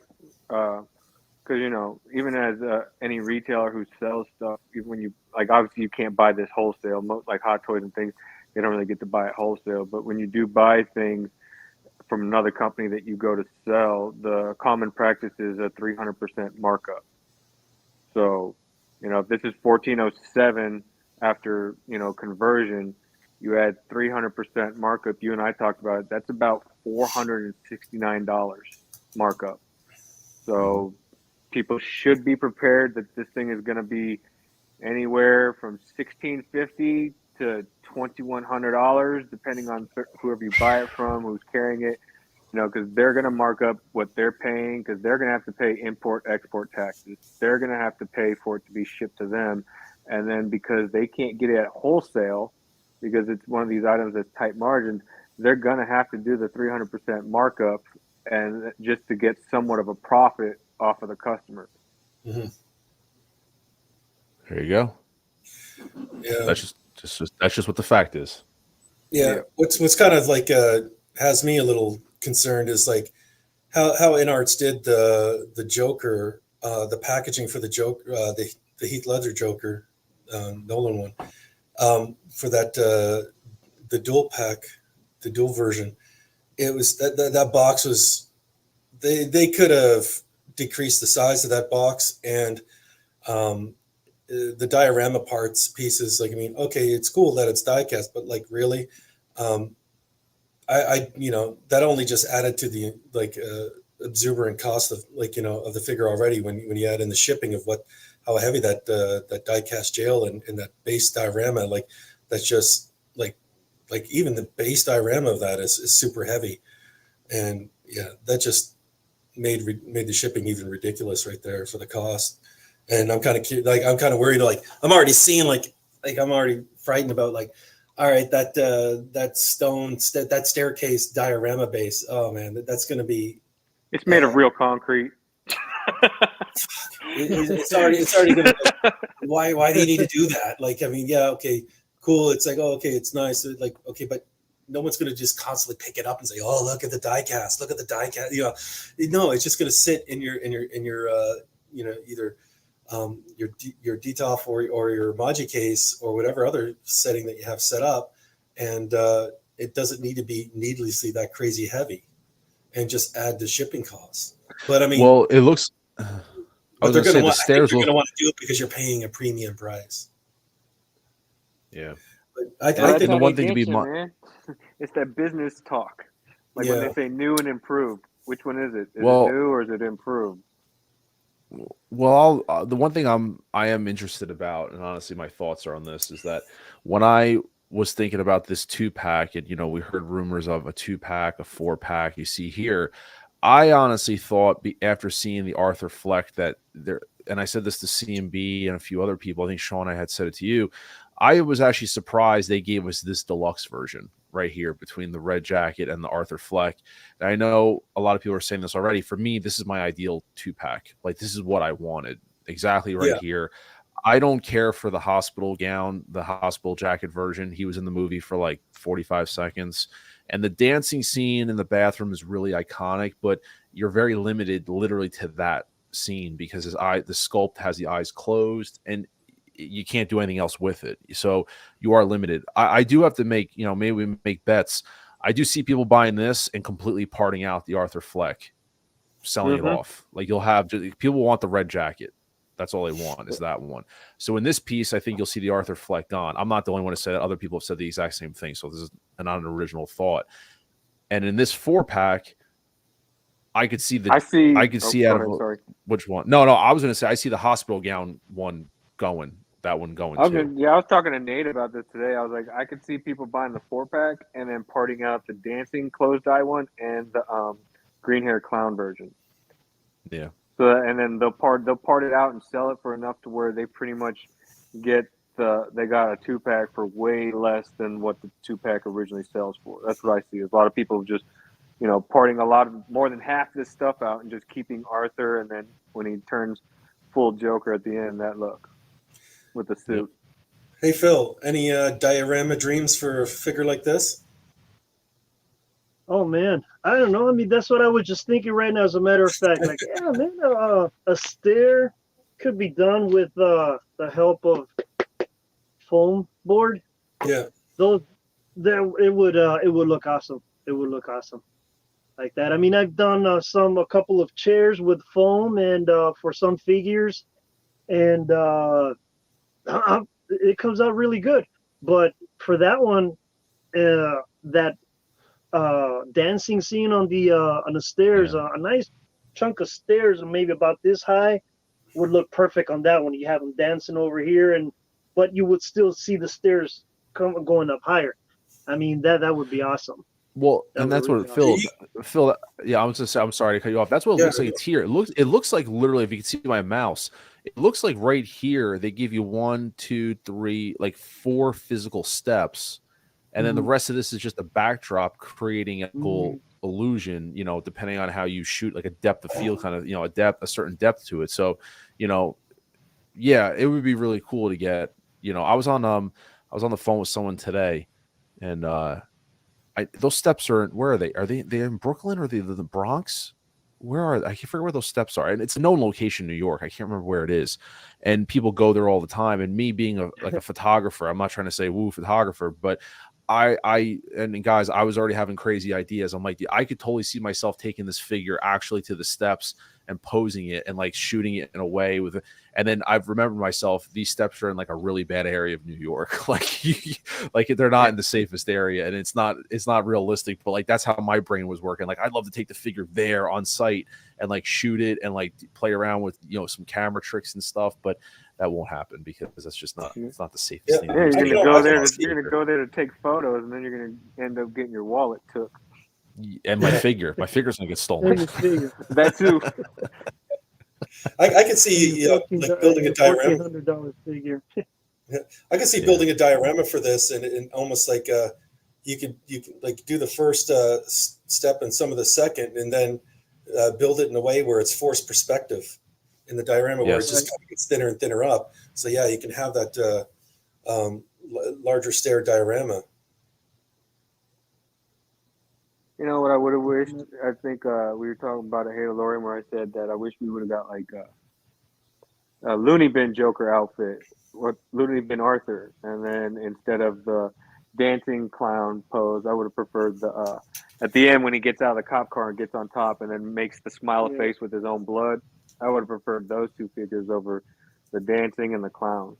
Yeah, I would have preferred like the Insane Asylum one where it's more crazy, like he's got the more crazy look, like without makeup on, the more crazy kind of like when he was sitting there smoking a cigarette kind of thing. And because I was talking with Halo Lorian, I was like, it'd be cool because then they could do different feet accessories, give you his regular white shoes, and then after he kills the therapist and he runs, he's got the bloody footprint shoes. Like that would have been cool. But that said, everything else, I'll give a little to Inarts on finally doing a licensed product that no other manufacturer has done.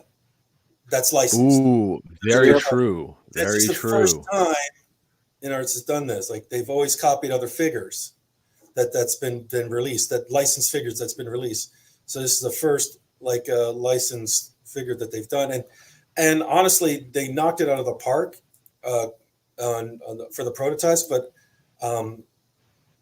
it's just, man, that 4-pack is, you got to like some Joker for that 4-pack. Are you bringing some hate right now? Possibly. No, I'm bringing some love hate. Wait! I didn't tell you, Sean. I made 2 special clips for you. I was hoping to get some hate tonight, but can I debut one of my clips? When I had my hate alert banner. I don't know who started that, me or Nate. I noticed he has a hate alert banner at the bottom of his stream too. So I don't know who did what. But Sean, I have a clip for you real fast. When I know that the hate is about to be brought on, I can feel your anger. I am defenseless. Take your weapon. Strike me down with all of your hatred, and your journey towards the dark side will be complete. Yeah. I think my hate will be complete once the price actually gets out on this thing. That's where the hate's going to come out. It's like, yeah. I already know that 4-pack is going to reach $2,000, man. Easy $2,000. And here's the thing, guys. Here's the thing. We're on. I'm not gonna say on this channel, but we're not one to here to give out financial advice. Obviously, this is expensive stuff, and we are in. I don't want to say uncharted territory. I don't want to sound like rookies here by saying but you guys got to understand this is different from a U.S. collector standpoint with Inart. Okay, this isn't Hot Toys where you can go to Sideshow Collectibles, buy this item, put it on an 8-month installment plan, and make monthly payments to it. Okay. 9 times out of 10, I mean, there are places out there, Spec Fiction, places like that. I'm just saying, like, you're going to go to 1/6 Kit and you're going to buy this figure, right? You're going to put down an NRD. You have to be responsible. And I said this before, you have to be responsible because Kit doesn't do payment plans. So if you're going to buy it from someone like Kit, he's going to ask for an NRD up front. I don't know how much it's going to be. I would make the NRD high to make it realistic for people that are going to buy into it, like not a $50 NRD. I could see it being higher than that. And I mean, I was even thinking a $200 NRD. I think they jumped it to 20%. that's fine. At least it weeds out people that, oh, I'm just going to get it for the hell of it. Serious people are going to buy it, Yeah, but you're going to have to serious. put you're going to have to put money away because, what's going to happen is you're going to get an invoice from Kit a year and a half from now saying, here's a $1,500, $1,600 invoice. And you're like, And you're going to holy have shit. 2 weeks to pay it. Yep. Yeah, you're going to have 2 weeks to pay it or it's canceled. And the only Yeah, thing the only thing that they do payment wise is PayPal Pay in 4. But I mean, even the pay in 4 with like say $2,100, that's what about more. It's your mortgage payment. It's that's what Oops, my internet's slow. Sorry about that. It's like $550, $525 a month, and it'd be $1,050 for 2 months. I mean, we just gotta. Yeah, that's so you gotta figure out. So you gotta make your own. Or do I get the Joker figure? Screw it, I'll live on the streets. Well, that's what I mean is you got to make your own payment plan. I'm not here to advise people. At the end of the day, your finances do what you want, but this is something different. This isn't a Jazz Inc. vehicle where it's $2,000 and then you have a payment that he puts you on a 13-month payment plan. Where it's they're doing it on purpose. You're literally going to put down an NRD, and then it's up to you as the collector to figure out how you're going to financially pay for this. You got to pay yourself every month. Put like $100 away. Do something. There's other places out there. I think Spec Fishing does payment plans. Not many, but you as a collector, do it with partially. So even with partially, yes. Yeah, you have to put down partial pay, whatever. I think partially you have to put down 25% for the down payment, for a minimum. You decide how much. And then because if you put down a minimum, but you can also raise it. You're like, if they say we want 400, you can say, well, I'll put 600 down. Yep. And then your payments for every month will go down lower. But yeah, the minimum I think is 25%. So even 25% of like 2,100, that's still like a $500 down payment. Now, and for you kids out there in Streamland, just make sure learn from your friendly neighborhood Hatalorian. Make sure your invoices aren't going to your spam folder, and then you accidentally lose out. I've pretty much made every mistake. So learn from your friendly neighborhood Hatalorian here. So just when you plunk down that much money for it, you definitely don't want to lose out on any type of NRD. This is just something that is on. I keep saying uncharted territory for a 1/6 scale figure because it kind of is in a way, right? These price points. And it's not only just the price point. Everyone's like, oh, the price. How are you actually paying for this? You got $2,000 just to pay. Boom. That's awesome. I don't. So everyone has to figure out their own method to do this, to buy these things. Selling a kidney. And so, yeah, right. I mean, do what you have to do. Sell a kidney. Hey, man, I know a guy that donate a lot of blood. Down, shady part of town. He'll hook you up. He'll take a kidney. Yeah. This here is probably. Let me zoom in. This is probably one of my favorite photos that they did. Aside the dancing, like this, it's scary how that real. I mean, it is. I mean, kudos to Inart, like you said, for doing something. And you notice also, guys, what they did with this in the listing description. I noticed that they gave from the quarterlies. Did you notice that Q1 of 2020? Now it says first half of 2025. So they're saying within the first. The eyes? Oh, are the eyes movable on that? Yeah. Yes. Yeah. Wow. All right. But it's saying in the description, first half of 2025. So you're probably looking at 15 months for this figure in pre-order. Or longer. Or longer. Which 15 months would be for the reviewers. The review copies would go out in 15 months. Yeah. I mean, but 15 months is a bad thing. $100 a month. Pay yourself. Put it in your savings account. You got $1,500. I mean, it's not. You got to be under, they're testing. How many times we say about Hot Toys? They're testing our budgets and our wallets. I mean, this is something new. Everyone's going to want to jump on it, but you got to remember who you're buying it from. You're not buying it from places like Sideshow that are offering you payment plans. A lot of places people are going to buy this from, pay an NRD, and then you're going to get a deposit a year and a half later. You got to be able to pony up. Yeah, Sean, or else lose out. I got to ask you. Huge NRD. Yep. I got to ask you, Sean. So where are you leaning towards in terms of 2-pack, 4-pack? I usually go for the big boy version, but like decisions have to be made, and I'll once the pricing gets up, I don't even know what the pricing is right now, and I'm already know that if depending on the pricing, if it's going to be the deluxe version, the premium version is just going to be out of my budget for what I would be comfortable paying for once the scale figures. And honestly, I don't need 4 versions of Joker. Now of the premium version, the 3, like the red Arthur and the bathroom version, like with just the without the lab coat.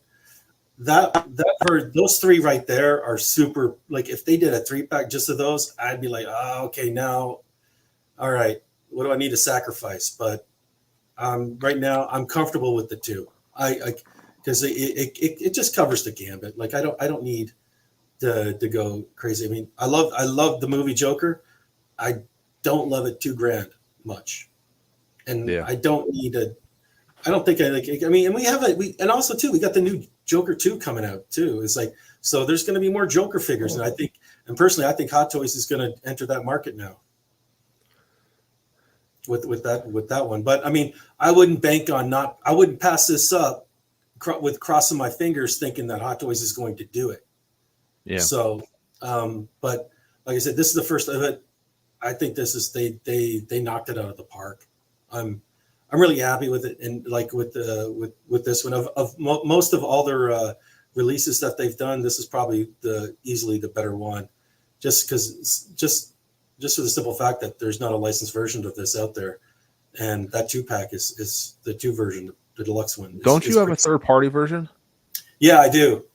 Yeah, it's not bad, but I mean that's going to be the bastard stepchild version of this. Like that's gonna get put way in the back of the Maji case now, like for hiding behind the Batmobile or something.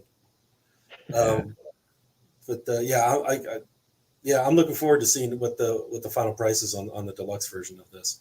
I'm not even gonna, and I don't even think I can entertain the premium version. C&B, where's your head at? Where is your head at on this right now? Speak. I don't know, because I've already told you are very torn. torn. Your morals are very yeah. But it's not even it's that. It's like I said, that if I were to ever get an inart, 1, it would have to blow me away. 2, it would have to be something that nobody's done before. And like I've told you, Joker was like one of my favorite movies. It's literally the only movie that I went to theaters and watched 6 times in a row.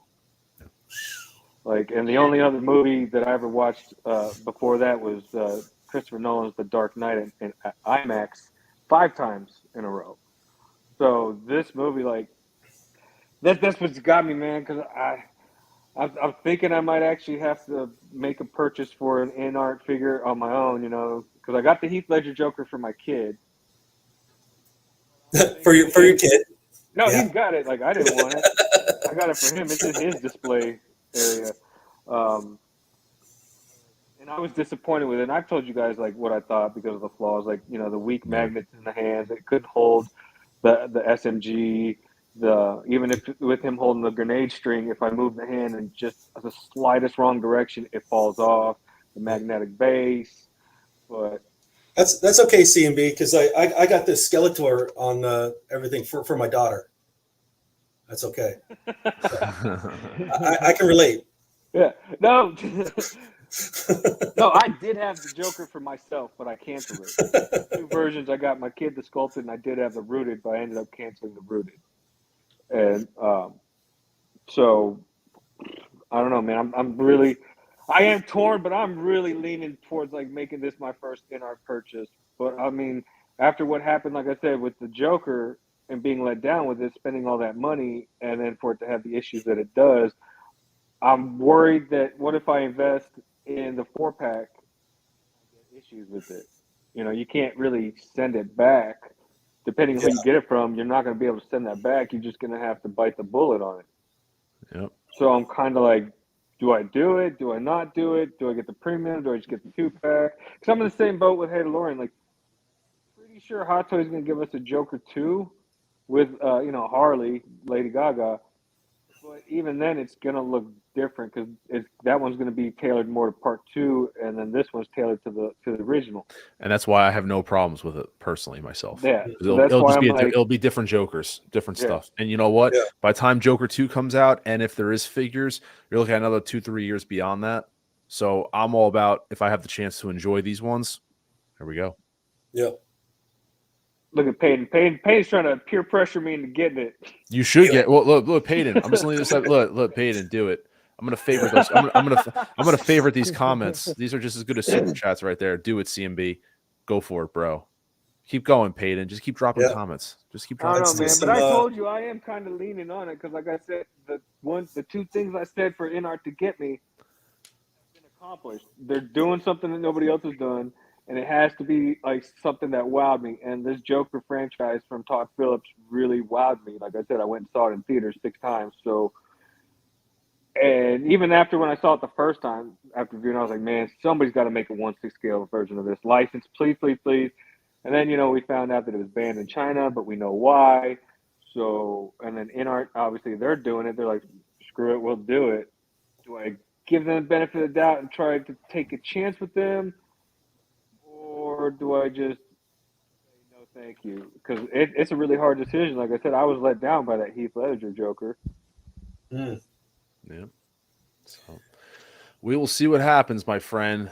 But no matter what happens, CMB, we are here to support you in whatever decisions you make, and you're probably going to end up buying it. But nevertheless, but that being said, I gave you the final words. We are going to wrap it up here. I think we're just hitting under the 2-hour mark, which I think is great for everybody. I want to wrap this up by thanking, obviously, CMB for being here, my friend. Thank you. Sean, Thank the you for having Hadelorian. me.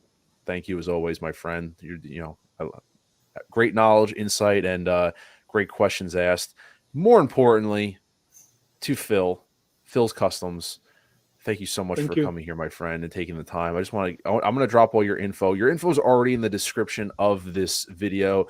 So for those catching it on the replay, you can go into the description. So to contact you, I just want to double check. We got your Facebook page here, Phil's Customs. I dropped the link. I will drop it in the group chat here as we are doing it. Oop, paste. There you go. There's your Facebook and also your Instagram as well. You're over here as well, Phil Custom. So I will drop your stuff there. And I said these are copied in the description to this video. Just to get an idea, like you post all these photos, like all this information is up on your Facebook. So you are very active on Facebook, posting all your progress. I mean, literally, you're just posted 12 hours ago what's going on with some stuff. So you seem very active on these social media platforms. Just to kind of, for someone that might be interested in work from you or something, a commission or something like that, it's best just to reach out to you, right? And just shoot you a DM either through Facebook or Instagram, either or. You seem I've talked to you on both platforms actually, and you're very quick to respond on both. So it seems like either one of them is correct. Is that right, sir? Yeah. I mean, I'll respond to all the messages, as long as I don't have a supervisor standing next to me, then yeah, if I don't answer right away, first time I get a chance, when I go to my breaks, then I just start answering questions. But yes. Absolutely. Yeah, it's awesome. I leave this photo up here because it's still an impressive photo. I love this. This is actually the thumbnail to the video. But like I said, they can reach out to you and you seem very open with what work you're willing to do. Obviously, you put stuff up there with X-Wings and snow speeders, but you seem pretty open in terms of one-offs. So it's not necessarily like you got it. Sometimes you don't have to seem like a run of like 10 people. If it's something that's enticing enough and it's right, you're willing to do some one-offs, it seems. So you're not restricting yourself to, hey, it's got to be, I got to fill up 10 slots first before I get you what you want. I mean, if it's enticing or correct, you're open to it, if that sounds about. No. Yeah, no, I mean, the person is willing to wait or to wait for whatever time it takes to do it, or I'll just tell the person right away, straight up, you know what, I can't, I can't do this. I can't do it. I'm sorry, but thank you for asking, but yeah, most like, I'll say a good 98% of the times, yeah, I'm able to do it. That sounds great. So like I said, in the live chat, guys, I really do appreciate those who've been sticking through, watching everything, and those that are on I'm sure will catch this on the replay who weren't able to watch tonight. I think we provided so much information. It was great listening to Phil, Sean. Great questions. I give props to Sean, by the way. I'm going to be very honest. All those questions came from Sean. I snuck in a few there, but most of them, hey, DeLorean, Sean, great. I wanted you to run this one just because, like I said, you were a purchaser of his products, so you knew best which ones to ask. I just wanted to listen because I didn't know anything about Phil, and I wanted to go into it completely blind. So did CMB. He and I just kind of rode shotgun on this one and just listened to everything. But like I said, Sean, fantastic job. As always, my friend. Thank you very much, and also I like that. Thank you, Phil, for joining. I've been dying to talk stories and dig pick your brain there for years now, since ever since I got the first snow speeder from you. I can't wait to see how that X-wing turns out, and then bug you to make one for me. Oh, definitely, Sean. You know what? I mean, I can't wait to see it done. And I just I'm gonna be working on it a little bit more often on it now, because I'm the construction, all the construction on it, the basic construction is done. So pretty much right now, what I'm gonna do is just the fine details, the little squares, and I have to mold some greeblies and make it look interesting, and hopefully next weekend.